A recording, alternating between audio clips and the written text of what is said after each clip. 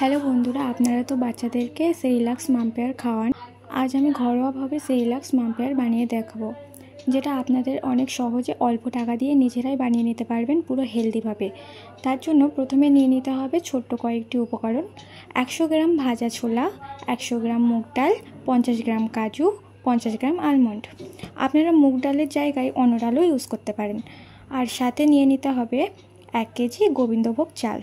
প্রথমে একটা হাঁড়ি বা কড়াইতে চালগুলো দিয়ে ভেজে নিতে হবে, জাস্ট গন্ধ ছাড়ানোর জন্য।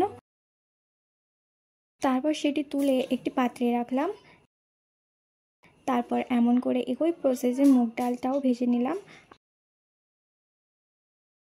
আর ছোলাটাও ভাজাই ছিল। কাজু আলমন্ড ভাজার দরকার নেই। আলমন্ড ভিজিয়ে খোসা ছাড়িয়ে নিতে হবে। তারপর ওটা মিশিয়ে মিক্সচার করে পাউডার ফর্মে করে নিতে হবে। আমরা অনেক টাকা দিয়ে সেরিল্যাক্স কিনি, মাম কেয়ার কিনি, তাতে আমাদের টাকাটাও খরচা হয়, কিন্তু প্রোডাক্ট অল্প আসে। কিন্তু সেম একই পদ্ধতিতে সেখানে যে ইনগ্রিডিয়েন্টস ইউজ করা হয়, আমরাও সেই ইনগ্রিডিয়েন্টস ইউজ করেছি। তো এটা দিয়ে আমরা কম খরচে অনেকটা বানিয়ে নিতে পারবো। দেখুন, পুরো মিহি করতে হবে, একদম রিয়েল মাম কেয়ার সেরিল্যাক্সের মতো। তারপর এটা যেমনভাবে বানাতে হয়, গরম জলে একবার ফুটিয়ে নিলে বাচ্চাদের খাওয়ার জন্য রেডি।